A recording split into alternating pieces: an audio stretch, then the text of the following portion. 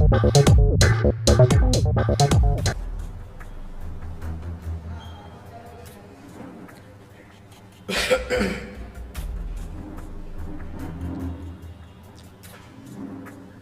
पे उपस्थित राष्ट्रीय जनता दल के राष्ट्रीय प्रवक्ता सह राज्यसभा सांसद प्रोफेसर मनोज झा जी, राष्ट्रीय जनता दल के प्रदेश उपाध्यक्ष आदरणीय तनवीर हसन साहब जी, मंच पे उपस्थित विधान परिषद के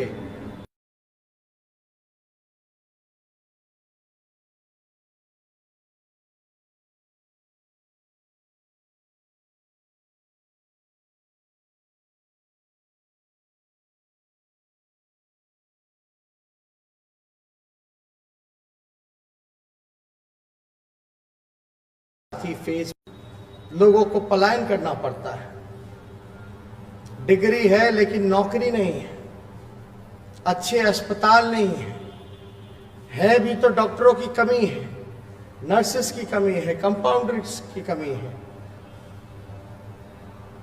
लैब टेक्नीशियंस की कमी है, सपोर्टिंग स्टाफ्स की कमी है। 60% जूनियर इंजीनियर का पद जो है वो रिक्त है। शिक्षा में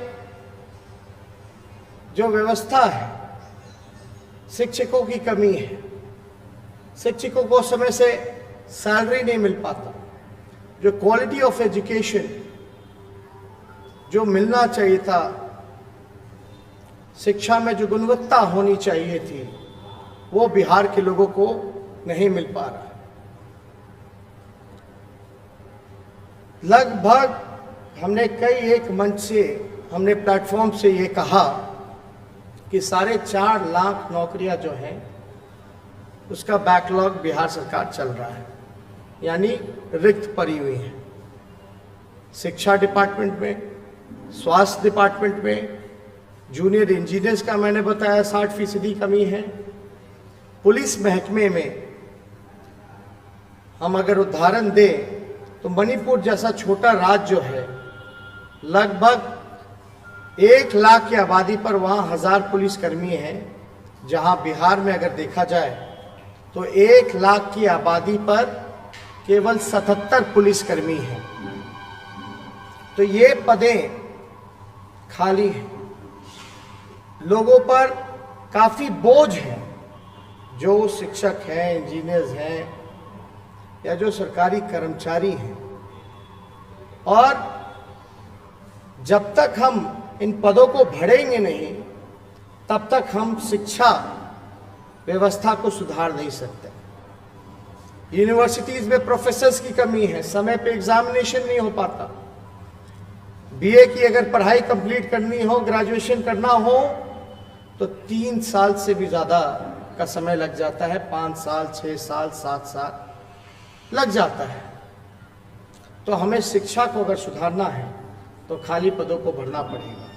अगर लॉ एंड ऑर्डर की बात करें, अगर लॉ एंड ऑर्डर को सुधारना है तो खाली पड़े रिक्त पदे, सिपाही की बहाली हो, दरोगा की बहाली हो, इन सब चीज़ों को भरना पड़ेगा।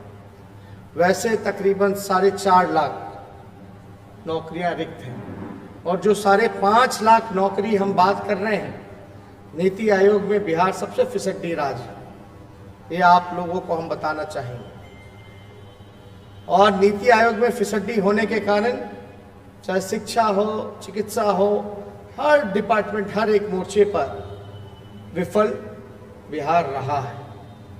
तो हम लोगों को नेशनल एवरेज जो है, राष्ट्रीय औसत के मुकाबले अगर आना है तो सारे मानकों को मिलाते हुए 4.5 लाख बैकलॉग को भरना है, और अतिरिक्त 5.5 लाख सरकारी नौकरी हम लोगों को देना पड़ेगा अगर चीज़ों को सुधारना है। तो हमने ये भी पहले भी कहा कि 10 लाख रोजगार जो है एक समय सीमा के अंतर्गत हम लोगों ने बताया कि भाई अगर मेरा कलम चलेगा, मुख्यमंत्री रहते जो पहला मंत्रिमंडल की बैठक होगी, कैबिनेट की बैठक होगी, उसमें देश के इतिहास में पहली बार एक साथ 10 लाख नौजवानों को सरकारी नौकरी दिया जाएगा। हम बिहार के लोगों से बस इतना ही कहना चाहते हैं कि एक क्लीन स्लेट होता है, जो लिखिएगा वही पढ़ा जाता है। वैसे ही हम एक क्लीन स्लेट जैसा हैं, आप जो लिखेंगे वही आप जो है पढ़ेंगे। और हम नौकरी की बात कर रहे हैं, बेरोजगारी की बात कर रहे हैं, पलायन, भूखमरी की बात कर रहे हैं, गरीबी, बाढ़, शिक्षा, स्वास्थ्य और विधि व्यवस्था की मुद्दों पर आप लोगों को लेकर के आए हैं। आप लोगों के बीच हम लोग चर्चा कर रहे हैं, क्योंकि असल मुद्दे यही हैं।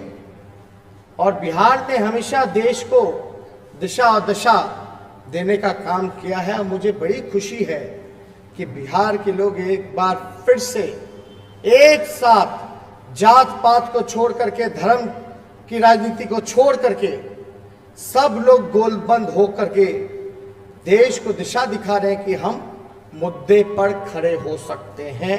ये सबसे बड़ी उपलब्धि मैं मानता हूं कि है।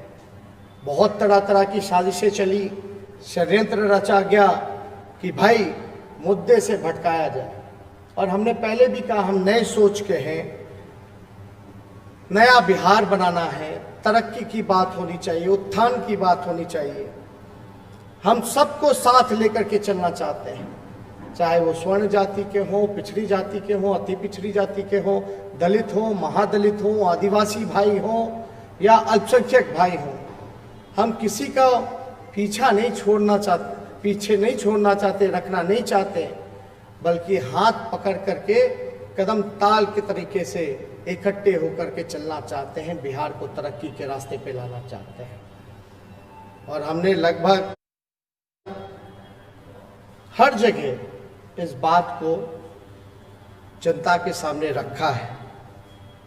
लेकिन अगर आप देखें, सत्ताधारी जो दल है, उनके पास बहस करने को कुछ नहीं है। उनके पास अपने काम का हिसाब नहीं है।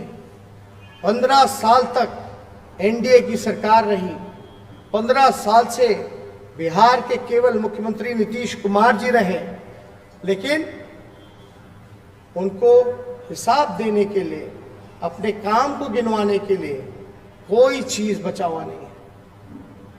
आजकल हम देखते रहे हैं उनको कि शारीरिक रूप से और मानसिक रूप से थक चुके हैं। ये साबित होता है कि बिहार उनसे संभल नहीं रहा। उनकी जो भी बयानबाजी आ रही है,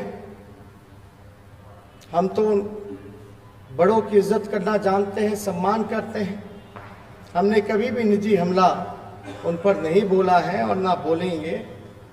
लेकिन हाँ, एक नेता विरोधी दल के होने के नाते जो जनता ने हमें जिम्मेदारी दी, नीतीश कुमार जी की जो जिम्मेदारी है मुख्यमंत्री रहते हुए, मेरा फर्ज बनता है कि उन सारे जनता के सवालों को हम बिहार के मुख्यमंत्री से पूछें और हिसाब लें। और मुख्यमंत्री का फर्ज बनता है हिसाब देना। लेकिन आजकल देखते हैं तरह तरह की बातें, जो भाषा, मर्यादा, एक जो राजनीतिक स्तर होना चाहिए, मुख्यमंत्री जी का लगातार उसमें गिरावट आ रही है। फिर भी वो कितना भी गाली हम लोगों को दे दे, कुछ भी कह लें, वो हमारे बुजुर्ग हैं, अभिभावक हैं। उनका हर एक वचन, हर एक वार मेरे लिए आशीर्वाद के रूप में रहेगा। उनको हम ये संदेश देना चाहेंगे। साथ ही साथ आप देखिएगा, हमें वर्तमान और भविष्य की चिंता है, लेकिन कुछ लोगों को इतिहास के, जिन्होंने कुछ नहीं किया, 15 साल हिसाब देने को कुछ नहीं बचा, उनको इतिहास के बासी पन्ने में ही रहना है। हमें